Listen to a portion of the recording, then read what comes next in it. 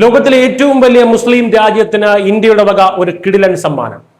അയൽപ്പക്കത്തെ ചില ശത്രു രാജ്യങ്ങളുടെ ഉറക്കം കെടുത്തുന്ന ഒരു വമ്പൻ നീക്കത്തിനാണ് ഇപ്പോൾ ഏഷ്യൻ ഭൂഖണ്ഡം സാക്ഷ്യം വഹിക്കുന്നത്.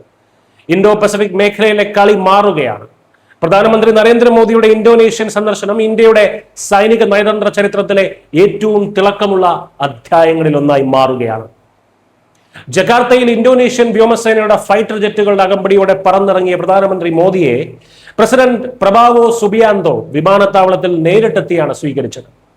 ഇതൊരു സാധാരണ സൗഹൃദ സന്ദർശനമല്ല.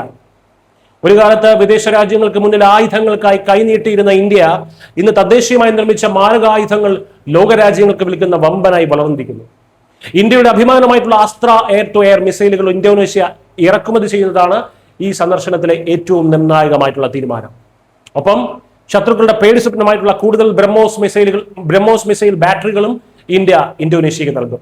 വെറും ആയുധ കച്ചവടത്തിൽ ഒതുങ്ങുന്നതല്ല ഈ പുതിയ ചങ്ങാത്തം. ഇന്ത്യയുടെ ഗ്രേറ്റ് നിക്കോബാർ തുറമുഖ പദ്ധതിയിൽ നിന്നും വെറും 100 മൈൽ മാത്രം അകലെ മലാക്ക കടലിടുക്കിന് അഭിമുഖമായി കിടക്കുന്ന ഇന്തോനേഷ്യയിലെ സബാക് തുറമുഖം ഇനി ഇന്ത്യയും ഇന്തോനേഷ്യയും ചേർന്ന് വികസിപ്പിക്കും. ലോകത്തിലെ ഏറ്റവും വലിയ വ്യാപാര പാതകളിൽ ഒന്നായിട്ടുള്ള ഇവിടെ ഇന്ത്യ പിടിമുറുക്കുന്നത് പസഫിക്കിൽ ആധിപത്യം സ്ഥാപിക്കാൻ ശ്രമിക്കുന്ന ചൈനയുടെ നെഞ്ചത്തുള്ള വ്യക്തമായിട്ടുള്ള ചവിട്ടാണ്. ഇതിനു പുറമെ ഭാവിയിലെ നിർണായക ധാതുക്കളായിട്ടുള്ള സ്റ്റീൽ, നിക്കൽ, ഭൂമിയിലെ ചില അപൂർവ ഇനം കാന്തങ്ങൾ എന്നിവയുടെ ഇന്തോനേഷ്യയിലെ നിർമ്മാണത്തിലും ഇന്ത്യ വൻ നിക്ഷേപം നടത്തും.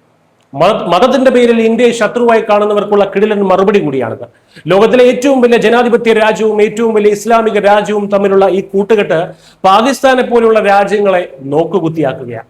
ആയുധങ്ങൾക്ക് പുറമെ ഇന്ത്യയുടെ സ്വന്തം ഇലക്ട്രോണിക് വോട്ടിംഗ് മെഷീനുകൾ EVM ഇന്തോനേഷ്യക്ക് വേണ്ടി വികസിപ്പിച്ച് നൽകാനും ഇന്ത്യ തയ്യാറെടുക്കുകയാണ്. ഇന്ത്യയുടെ തെരഞ്ഞെടുപ്പ് മാതൃകയെ അവർ ഇരുകൈയും നീട്ടി സ്വീകരിക്കുന്നു എന്നത് നമ്മുടെ സാങ്കേതിക വിദ്യയുടെയും ജനാധിപത്യത്തിന്റെയും വലിയ വിജയമാണ്. ഇവിടെ ഇരുന്ന് നാഴികയ്ക്ക് 40 വട്ടം EVM തട്ടിപ്പ്, വോട്ട് ചോരി എന്നൊക്കെ വിളിച്ച് കൂവുന്നവർ ഇതൊക്കെ കേൾക്കുന്നുണ്ടല്ലോ അല്ലേ? ഒരു വശത്ത് ചൈനയുടെ സമുദ്രമോഹങ്ങൾക്ക് തടയിടാൻ തന്ത്രപ്രധാനമായിട്ടുള്ള തുറമുഖവും ബ്രഹ്മോസ് മിസൈലുകളും, മറുവശത്ത് മതത്തിന്റെ പേരിൽ വിലപേശുന്നവരെ പൂർണ്ണമായി ഒറ്റപ്പെടുത്തുന്ന നയതന്ത്രം. ഒരൊറ്റ സന്ദർശനം കൊണ്ട് പ്രധാനമന്ത്രി നരേന്ദ്രമോദി വെട്ടിയിരിക്കുന്നത് ശത്രുക്കളുടെ പല തലങ്ങളാണ്. ഈ ആയുധങ്ങളും സാങ്കേതിക വിദ്യകളും ഇന്തോനേഷ്യക്കുള്ള വെറുമൊരു സമ്മാനമല്ല, മറിച്ച് ഇന്ത്യയെ എഴുതിത്തള്ളാൻ നോക്കുന്നവർക്കുള്ള താക്കീതാണ്. News desk Malayalam.